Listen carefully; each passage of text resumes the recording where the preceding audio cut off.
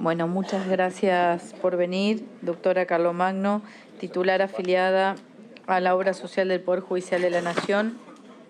Comparece a prestar declaración testimonial en los expedientes que han sido declarados admisibles por esta comisión y sus respectivas ampliaciones, todos los cuales obran agregado las actuaciones caratuladas, pedidos de juicio político a los ministros de la Corte Suprema de Justicia de la Nación, ministros Horacio Daniel Rosati, Carlos Fernando Rosenkrantz, Juan Carlos Maqueda y Ricardo Luis Lorenzetti, en forma individual o concurrente por mal desempeño y o la eventual comisión de delitos en el ejercicio de las funciones en virtud de lo establecido en el artículo 53 de la Constitución Nacional. Declarar es una carga pública y debe decir verdad de cuanto supiera y le fuere preguntado, y si así no lo hiciera puede incurrir en el delito de falso testimonio. ¿Jura o promete decir la verdad de todo lo que le será preguntado? Sí, lo juro. Sí, lo juro. Es mi obligación que por secretaría se lea a usted el artículo 275 del Código Penal. Será reprimido con prisión de 1 mes a 4 años el testigo, perito o intérprete que afirmare una falsedad o negare o callare la verdad en todo o en parte en su deposición, informe, traducción o interpretación hecha ante la autoridad competente. Este procedimiento se rige por lo establecido en el reglamento de la Comisión de Juicio Político y por el Código Procesal Penal. El artículo 12 del reglamento interno de la Comisión, en el inciso D, establece que la Comisión interrogará a toda persona que conozca los hechos investigados cuando su declaración pueda ser útil para descubrir la verdad. Por las generales de la ley, le consulto si le comprenden las generales de la ley, si usted conoce a los magistrados denunciados Horacio Rosati, Juan Carlos Maqueda, Carlos Rosenkrantz y Ricardo Lorenzetti, y si con respecto a los mismos posee vínculos de parentesco, interés o cualquier otra circunstancia que afecte su veracidad. No los conozco personalmente, sí reconozco que vendrían a tener el poder de superintendencia porque como soy jueza nacional, entonces, bueno, ellos tienen la superintendencia respecto de mi juzgado y mi actuación. Bien. ¿Podría decirnos su nombre completo? María Marcela Viano Carlomagno. ¿Su documento nacional de identidad? 17364701. ¿Su nacionalidad? Argentina. ¿Su estado civil? Divorciada. ¿Su fecha de nacimiento? 8/12/1963. ¿Su profesión? Abogada. Su domicilio constará por secretaría por una cuestión de reservar y resguardar el derecho a la intimidad. Quiero manifestar a los diputados presentes que los testigos y a los declarantes tendrán todo el tiempo necesario para aclarar con tranquilidad y que tendrá la versión taquigráfica a su disposición para cuando termine a partir del día de mañana pueda requerir su declaración en la versión taquigráfica. Sí, en ese estado de cosas estamos en condiciones de comenzar con las preguntas. Diputada Siley.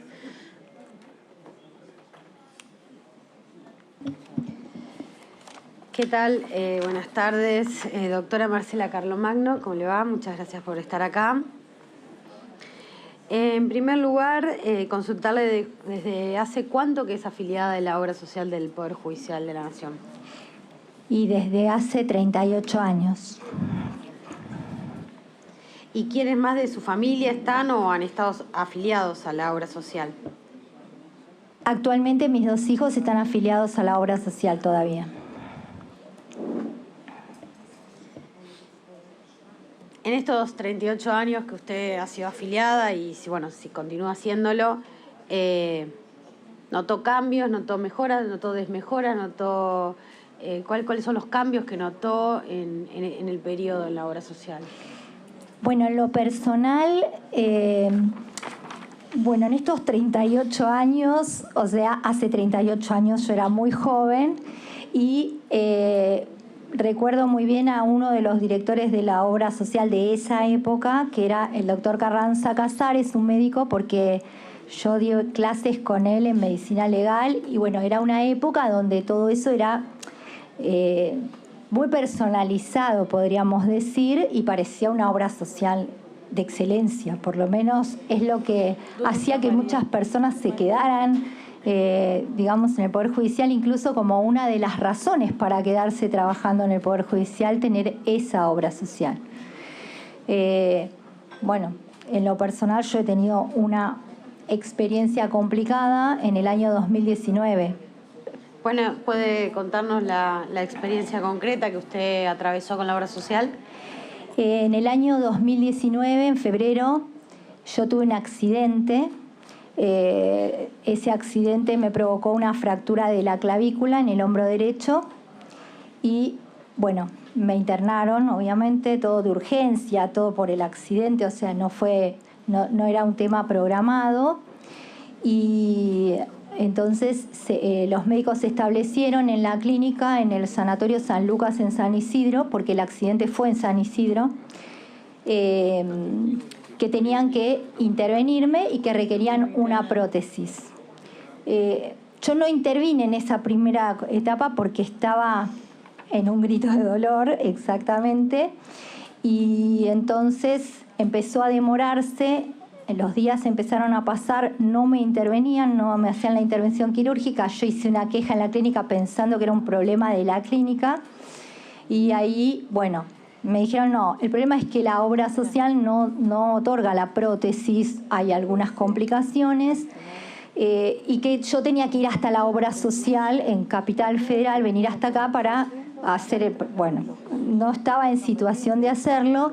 Y empezaron en los chats. Yo pertenezco en política judicial. Yo estoy en política judicial y gremial desde el inicio de mi carrera judicial, desde que era la quinta meritoria. Y estoy en un chat de jueces, juezas, funcionarios de la lista celeste de la Asociación de Magistrades y Funcionarios.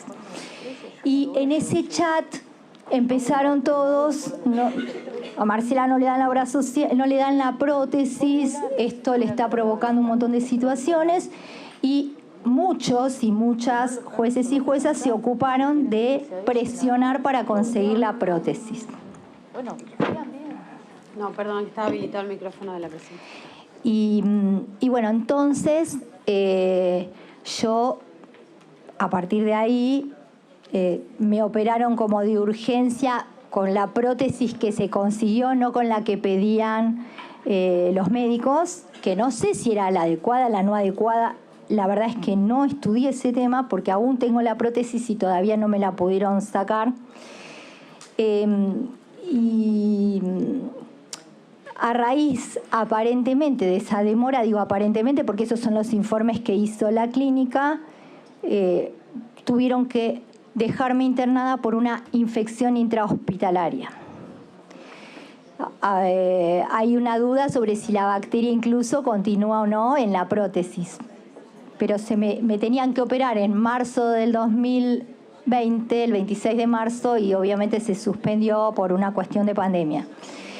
Durante todo ese tiempo que yo estuve internada, que fueron muchos meses... ¿Cuántos meses fueron? 4 meses. Durante todo ese tiempo, que es porque no encontraban la bacteria, o sea, tenía que ver con un problema de ubicar cuál era la bacteria, etcétera, etcétera, yo no tenía forma de lograr que, o sea, la obra social se hiciera cargo de los temas. Entonces, una de las juezas que estaban en ese grupo, Martina Fons, por su empatía y por su... Después nos hicimos muy amigas a partir de eso, pero digamos que por su empatía de ver mi situación, se vino hasta el sanatorio y empezó a ocuparse de todos los papeles, porque en la obra social, cuando llamábamos por teléfono, insistían en que yo tenía que ir hasta ahí para todos los temas, que no había manera de que lo hiciera.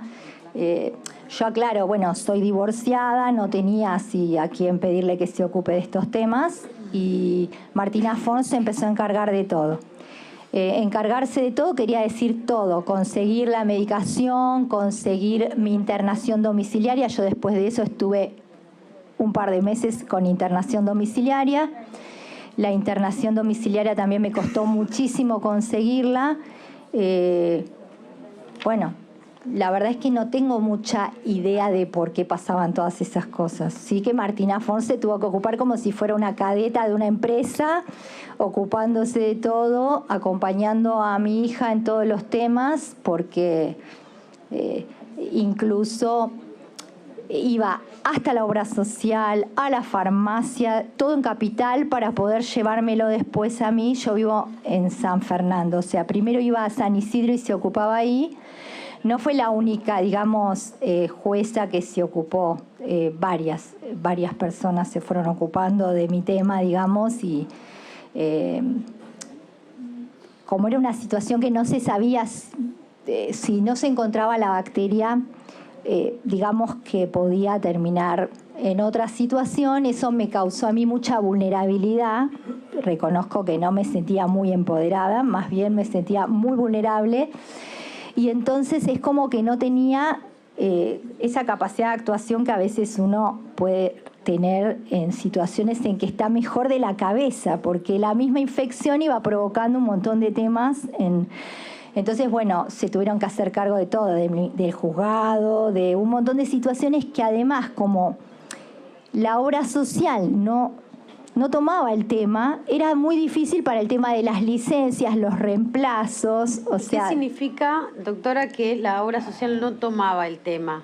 Digamos, usted estaba relatando que en todo este padecimiento, en el estado de indefensión o vulnerabilidad que usted tenía... Sí, vulnerable, digamos. Que se sentía, ¿cuál era el padecimiento concreto o la afectación directa que tenía respecto de la actuación de la obra social? Y que usted bien relata que otras personas... Se tenían que ocupar, intermediar, hacer trámites. O sea, la clínica me decía, el sanatorio... Pido, por favor, si podemos... que está una damnificada declarando hacer silencio. El sanatorio, el San Lucas, me manifestaban... Yo estaba encerrada en una habitación con condiciones de pocas personas podían entrar y salir porque era un tema de infección. O sea, digamos, era una situación como...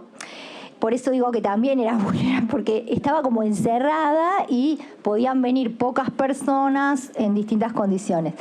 La clínica me explicaba a mí que, bueno, que no tenían manera de que la obra social les contestara, porque todo en realidad se hacía cargo desde el instante en que yo entré al San Lucas por esa urgencia. Ellos se hacían cargo, digamos, de lo que sería la parte administrativa, pero no podían conseguirlo y entonces habían dudas incluso sobre mi afiliación, porque no se sabía si me iban a poder seguir manteniendo internada y todas esas cuestiones. O sea, era como de incertidumbre. Y cuando yo hablaba por teléfono, siempre hablaba por teléfono con personas de la obra social. Y bueno, por eso es que Martina Fons se dedicó a ocuparse en forma directa de ir y tratar de ver que... ¿Y usted con quién se comunicaba? ¿Con qué autoridad de la obra social? No, digamos, con ninguna autoridad. Todo el tiempo me comunicaba con personas que trabajaban en la obra social, que no sé, eran personas con las que yo hablaba por teléfono. En ese momento no había un sistema de mails para comunicarse con la obra social, era todo un sistema de ir a la calle Lavalle a hacer los temas en la obra social. Claro. O sea, ¿era trámites presenciales o por teléfono? Bueno, yo llamaba por teléfono, mandaba las cosas, los papeles, pero no funcionaba. ¿Y se comunicó usted con algún miembro de la Corte Suprema por este tema? Yo no me comuniqué con ninguna persona de la Corte Suprema, o sea, no tengo relación con nadie de la Corte Suprema. Puede ser que tenga personas con las que trato que trabajaran a lo mejor en la Corte Suprema, pero no tenía relación con nadie como para poder... ni tampoco se me ocurría en ese momento, en la situación en que yo me encontraba. La verdad es que ahora yo puedo pensarlo de otra manera. En ese momento, no me salía. O sea, las personas me decían, bueno, pero tiene que venir acá, tiene que traer... O sea, la internación domiciliaria fue tremenda porque se requerían muchísimas cosas, entre ellas una gran cantidad de medicación específica que solamente la entregaban en la farmacia de la obra social.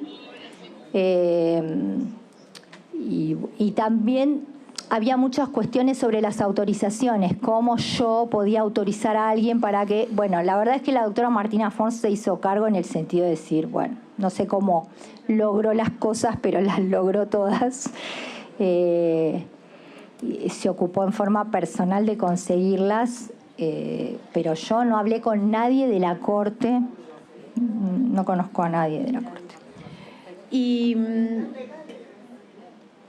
tiene conocimiento de si alguien, algún juez de la Corte, en el periodo que usted estuvo afectada, que sufrió esta violencia? Yo no tengo un conocimiento directo, Sí. pero sí en ese chat que yo le cuento de la lista celeste, de la lista celeste tenemos como un chat que sería, no digo privado porque somos 300 personas, pero podríamos decir que es cerrado en el sentido que es para cuestiones de la política judicial, para las elecciones en la Asociación de Magistrades, para el tema de las elecciones en el Consejo.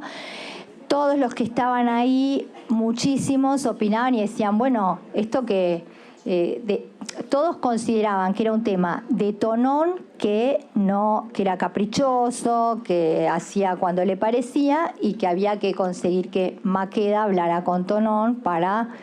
pero esos son todos comentarios de un chat. ¿Y ese chat estaba compuesto por cuántas personas? 300.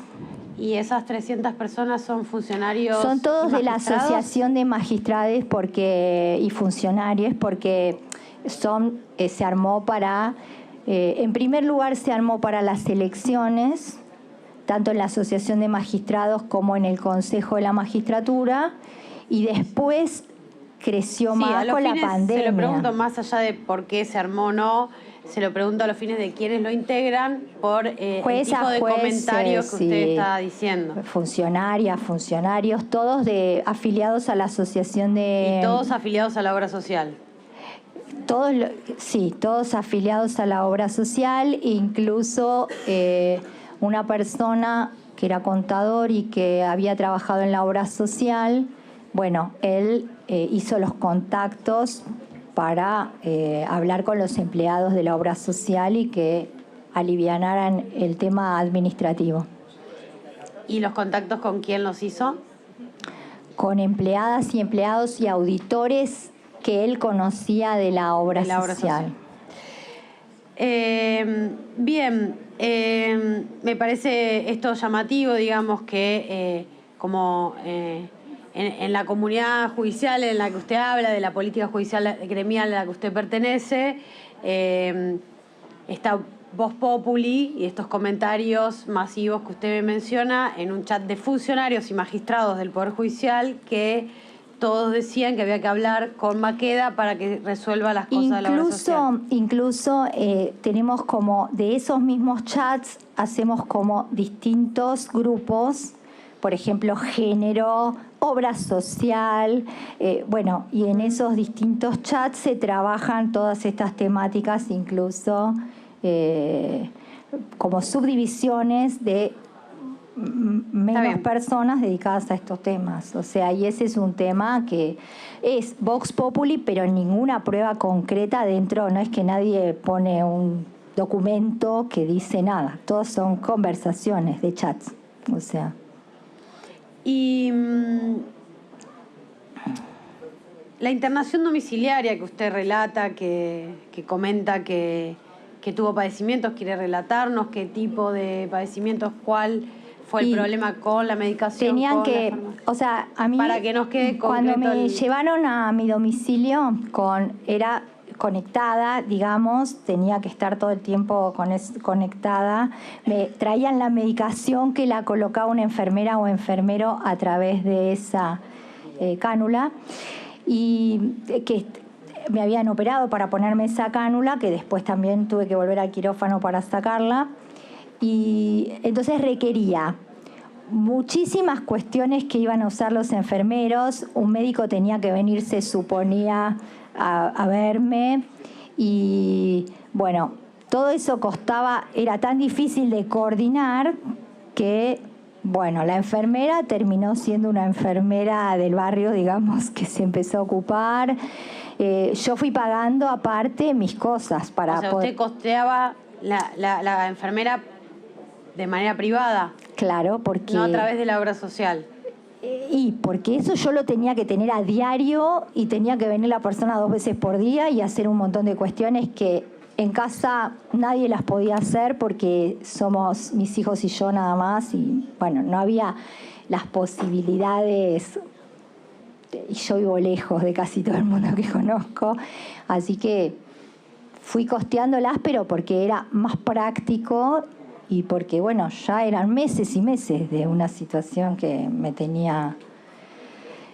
Sí pagaron todo lo que tiene que ver con el San Lucas y la operación y luego me dieron, en ese momento también costearon la prótesis, que conforme los informes del sanatorio, porque hubo muchas peleas internas en el sanatorio con respecto a ver quién era el responsable del tema de la infección, bueno, entre las cosas que se hablaban era en la demora en la entrega de la prótesis.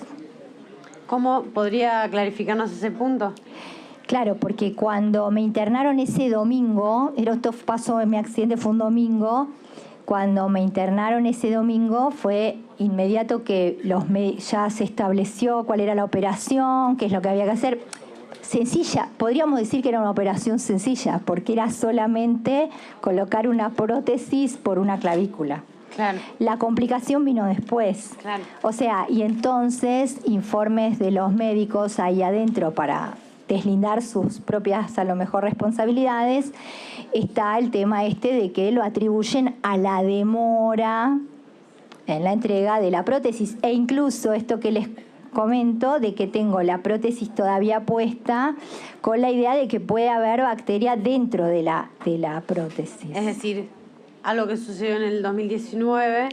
subsiste. Lo que pasa es que después vino el 2020, era la operación en el IADT, no se hizo por cuestiones de público y notorio, era el 26 de marzo del 2020 la operación. Yo en ese momento todavía no podía mover el brazo ni nada y bueno, después como no... Yo, por ejemplo, actualmente no puedo tomar un antibiótico hasta Claro. que no tenga, digamos, desintoxicado todo el organismo, no tendría... Por eso, bueno, algunas pavadas como no te agarres una gripe, bueno, esas cosas. Que no es una pavada. Bueno, pero quiero... Bueno, doctora, ¿quiere agregar alguna otra cuestión, alguna otra experiencia suya, familiar de usted, que haya conocido, tomado conocimiento por su sentido sobre la obra social? No, solamente que también muchos por comentarios y cosas que por ahí nos pasan, que de golpe uno llama a un médico y dice yo ya no atiendo la obra social porque... O sea, me pasó, por ejemplo, claramente ahora con la odontóloga, a mi hija hoy le extrajeron una muela de juicio y la odontóloga que toda la vida había atendido a todos, dijo, yo ya no atiendo la obra social porque es muy difícil cobrar de la obra social, tenemos muchos problemas con los auditores, muchos maltratos y bueno, me ha pasado también en medio de la pandemia con un odontólogo de San Isidro, que él me dijo claramente, tengo acá todo esto rechazado, todas las planillas todas rechazadas y los auditores dicen no podemos hablar con Tonón, pero siempre se referían a Tonón, o sea, al doctor Tonón, a quien tampoco conozco.